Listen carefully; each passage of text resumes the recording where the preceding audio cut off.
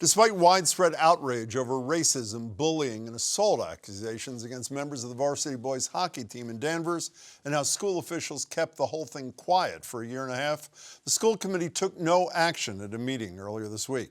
It was the Boston Globe that brought the whole thing to light earlier this month when it published a story based on heavily redacted reports from the school district.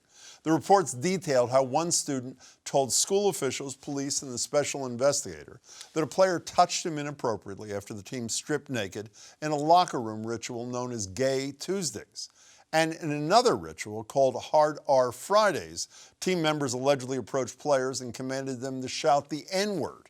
The alleged victim said he had seen teammates who refused to obey be held down and beaten with a plastic sex toy called the Pink Dragon until it left an imprint on their faces. The reports also noted that at least one member of the team's coaching staff witnessed one of the rituals, and in group text messages obtained by the Globe, players made so-called jokes about the Holocaust, lynchings, and the violent deaths of black people. But it's not just Danvers. In March, Duxbury fired its high school football coach after his players used anti-Semitic and other offensive language on the field. In September, Roxbury prep coaches said Georgetown High football players shouted racial slurs at their team and that faculty and staff joined in, which led to a brawl on the field. And in Hyannis last month, St. John Paul School suspended football activities after the team used racist language towards members of another team during a game. It is practically an epidemic of abhorrent behavior, which the new executive director of the Massachusetts Interscholastic Athletic Association, Bob Baldwin, is pledging to address. He joins me now. Bob, it's good to meet you. Thanks so much for being here. Thanks for having me, Jim. Pleasure to be here. Bob, what was your reaction to both what is alleged to have happened in the locker room and the response from the school district in Danvers? So when I found out first by reading the Boston Globe article, and the word I've been using is speechless because there were so many other words that came into my head. And what I just heard you say, you almost want to ramp it up to disgusting, but speechless was the way I could best do it in a civil manner. You know, they put out a statement, I think it was Monday night, in part, it's a full-page statement. They say, we regret that this is the school district and the superintendent, who, by the way, walked out a side door at the meeting, would not speak to the public, the superintendent. We regret that our communication to the public upon the conclusion of the investigation fell short, was the term they used. By my way of looking at what they did, it didn't fall short. It was a cover-up. Were it not for the fact that the Globe went through the state public records department twice and forced Danvers to disgorge this information, they tried to hide it from the public, didn't they? I don't know the particulars of what happened, but there are legal frameworks and obligations regarding protocols for reporting that we in education are aware of. And I've lived by that my whole life in living as a superintendent in my previous livelihood here. You were quoted in the Globe as saying, I know this is a really bold statement, we need to intervene immediately. It shouldn't be a bold statement, but it is, considering history. What does intervention mean? What power do you have? What do you intend to do? So it's a great question. We as an association do not have local authority and local jurisdiction. However, is there not a spotlight on athletics, and wouldn't we not be a platform for change and behavioral change? It's not okay to behave this way. And I think it's important that serving maybe as a facilitator and a connector, we don't have all the answers, but maybe we can bring people together to try and provide some change in behavior as soon as we possibly can. So when you're quoted in that Globe story saying you can't sanction schools or student athletes, I don't want to put words in your mouth. It's not because you wouldn't consider it. It's because you don't have the power to do it. Is that correct? It's a great question. Being, again, in my other world, there's local control, there's jurisdiction, there's policies, there's as you know, how the government works in that realm. But I also believe that there are other things we can do, and we have started to do that a little bit, but it should go deeper than us. It should go, it's a societal problem. It's a problem everywhere. Well, when you say, what does deeper mean? I mean, it obviously is Deeper means, so since this happened and since this came out, I've been in conversation for all the right reasons with the Attorney General's office, agencies such as DESE, the Mass Association of School Superintendents. Together, this can't be one isolated group. These are problems that are not just happening on athletic fields, they're happening everywhere. We need to work on this together. Well, that's a good point. You obviously, your goal, I assume, is prevention. I mean, it's True. nice to sanction horrible behavior after the fact. It's better not to have horrible behavior, but to prevent it, you need to know the cause. I know you haven't delved as deeply into this as you intend, but you've been in the business for years, even though you're in this new job relatively recently.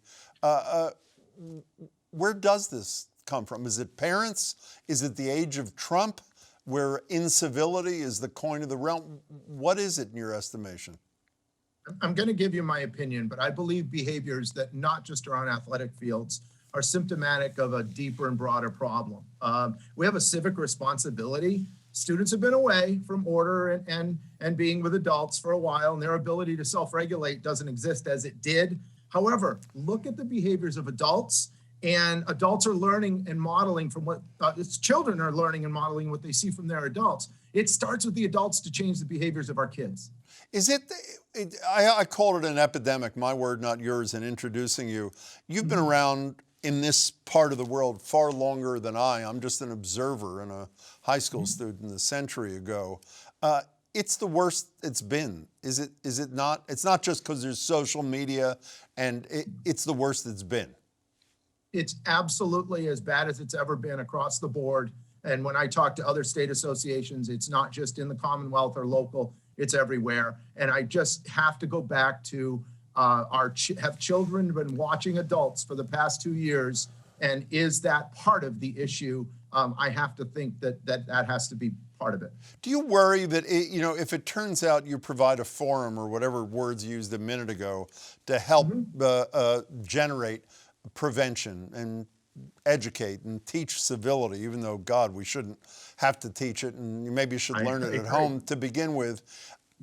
You're ruling out, again, I don't know if it's power or decision making, you're ruling out sanctions from other states with their own MIAA have taken, including banning students or families from games.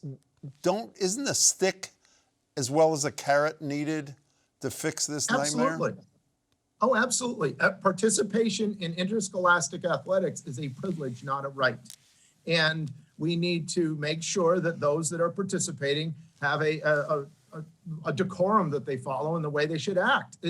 But those are things in local policies. And I'll be honest with you too, Jim, in looking at some of the behaviors that have happened that I'm aware of, there have been some strong decisions made by superintendents and principals regarding behaviors such as this.